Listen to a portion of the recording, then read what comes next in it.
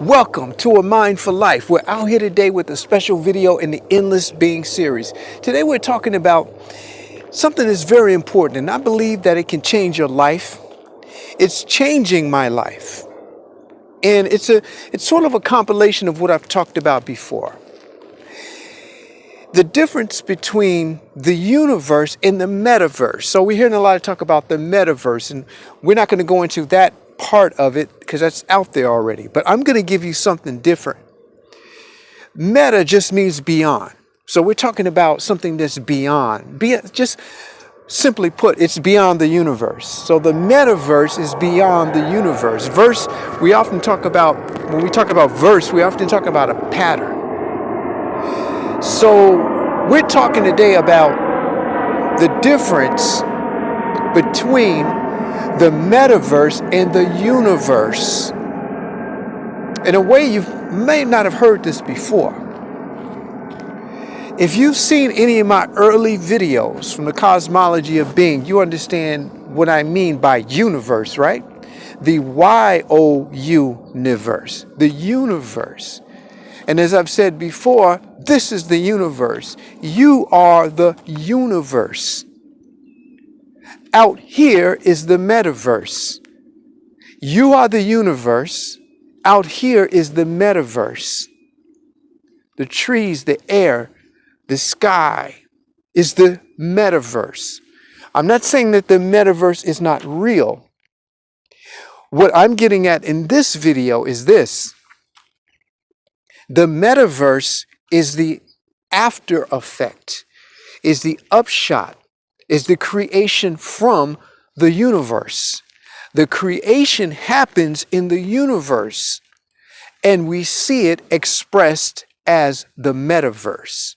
Think about this for a minute, especially in light of the metaverse social media thing that's coming about.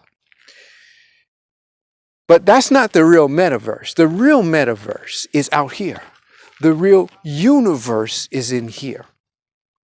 The Youniverse, Youniverse, you see? And the reason I'm making this distinction and bringing this out is very important. Oftentimes, what's happening is this. We are trying to change the effects. We are using action primarily to change the effects in the metaverse as we have established it right now. So we go out and we don't like the way something is and we want to change it. So we start putting action on the metaverse. But I'm going to say here that that's backwards. That's the total backwards way. The way to change the metaverse is to change the universe. When you change what you can't see, what you see changes.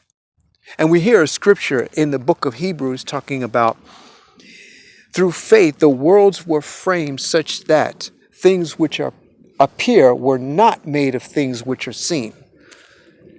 And another way of thinking about this is think of it this way. If you work out, you like to work out and exercise, you may exercise one day and you look in the mirror and you're like, man, nothing's changed. 2 days, 3 days, a week, even a month. You may work out that long and realize, well, nothing has really changed. I still look the same. But then there's that one day when you reach to turn the light switch on, or you look down at your leg and you see a muscle you never seen before. And you're like, wow, I just saw that muscle. I never saw that muscle before. It could be your abs. It could be your arms, whatever the case may be. You're seeing an effect from something that you did not see. You understand? So what's appearing to you is the result of something that you could not see. You did not see, but it showed up. This is how creation works. And to put action upon the metaverse to get a different result than the momentum that's already established is very difficult. We're working with the after effects. It's already happened. By the time it's in this metaverse, it's already sprung from the universe. And How do we get at this? How do we get at this place of even knowing what's happening with the universe? It cannot be so easy. Now, in these last videos in this series, I've talked a lot about state of being. And remember, state of being is a thought, an emotion, and a body state. A thought, an emotion, and a body state. Now, oftentimes we're not really aware of what we're thinking. We're not aware of the narrative. How can we be aware of the narrative when the narrative is what we are already in? So if I'm given two choices and I choose between those, and I have to choose between those two choices, am I really choosing? The narrative is either this or that, but I've been given the narrative. See, everything that we've picked up along our physical trail here is not negative. It's not bad. It's not valueless. It has value. Now, I'm talking about those things that shape our lives and the direction that we're going in that we are not aware of. We're not aware of why this thing keeps happening over and over in the metaverse. We're not aware of that. We're not aware of the continued lack that we experience in any given area: health, finances, relationships. And lack is not of God. God is abundant. You see this field behind me, this estuary. Can you count the blades of grass in here? Can you? I don't think you could ever count the blades of grass back here in your lifetime. Just right here. This is amazing, isn't it? Now, how do we become aware? How are we able to really shape the universe such that we have a different metaverse? Well, it's a state of being. To become aware is to become conscious. So consciousness is the first major step in changing the metaverse. It's consciousness. And we become conscious of the universe so that the metaverse has an opportunity to change. Of course, there is consciousness and there is will. Will. And the three tools of creation: thought, word, and action.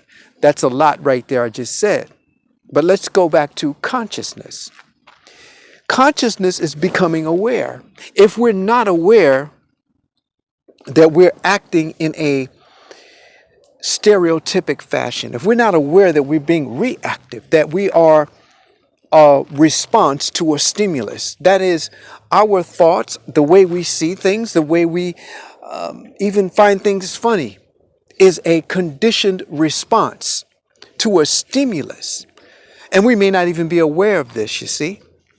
We may not be aware that our lives have been moving and structured to move in a certain direction based on things that we did not choose. I think it's important that we become conscious and choose the life that we want to live, to even be able to choose how we think and feel. Now, how do we get at this? And I said before that meditation is the way to become conscious of the universe. And I said, and it's very important to get this, meditation is any activity that we do to bring ourselves into a quiet mind. That is meditation. So it's not based on deity. It's not based on a religious set of protocols. Meditation, you could be walking and meditate. You could be cooking and meditating. You could be riding a bike and meditating, working out and meditating, playing an instrument. It goes on and on and on. But what happens is this: when you come into the place of having a quiet mind, you begin to see for the first time yourself apart from what you think and what you feel. See, consciousness is becoming aware that you are not your thoughts and feelings. This is the whole concept of consciousness. Is becoming aware that you're not your thoughts and feelings, that you are a larger, undescribed, you can't be described being that is infinite, that is timeless. And meditation brings you into a place where you begin to see the states of being come in and go out. Like I've said before, some of these states of being are so powerful, like they are so strong. The emotional pull is so strong, and the narrative that goes with it. Have you ever been in a situation before where you had a disagreement with someone, and away from that situation, you just kept thinking about what you're going to say next time? You just kept strategizing. A part of your mind, the narrative, kept strategizing about, if this happens, then I'll do this. And if this happens, I'll do that. Now, were you aware of your feelings? Were you aware of how you felt? Even though you're not in the situation anymore, your feelings will correspond to that narrative. Were you aware of the chemicals being released in your body? Yes, there were chemicals being released during that emotion. Could you feel that? You can. See, this is what we're getting at when we talk about consciousness. Because oftentimes we are totally not aware that we have a perspective on something and the perspective is the experiential part of the state of being. We know this, we know that underneath this emotion and this narrative is a point of view. So to change the metaverse, the first step in changing the metaverse is to become conscious within the universe. Instead of just being in a place where we are reacting to stimulus over and over again, it's to become to a place where we begin to let our emotions show us the narrative. The emotions can show you actually what the spin is up here. So the first step is to become conscious. To become conscious is to become aware. To help you to become conscious is to meditate. You can pray and meditate. Now, there can be an intention before the meditation. But to meditate brings you into a quiet mind. When you come into a quiet mind, the narrative stops. When the narrative stops, you become aware that you are not the narrative. And this is what's so important too. Once you meditate and you go back out into your regular waking life within this metaverse, a piece of that stays with you. So you're able to have like a third person point of view in your situations in life. You're just not reacting anymore. You've become the cause and not the reaction. You become the cause because you have become aware of what you're really thinking and feeling. You're able to choose, hey, wait a minute. Ultimately, that won't empower me. Ultimately, that feeling and that narrative is a narrative of victimhood, is a narrative of anger or a narrative of fear. And so this is what I want you to get at. To change the metaverse, change the universe has to become conscious to you. And the more conscious you are of the universe, the more you have the ability manifested to change the metaverse. So the next time you're in a situation and you just don't like it and it seems like it's happening over and over, instead of just trying to apply mindless action to the circumstances, go within and become aware of what you are really thinking. And your feelings can give you that clue, that breadcrumb trail to know what the narrative is going on up here.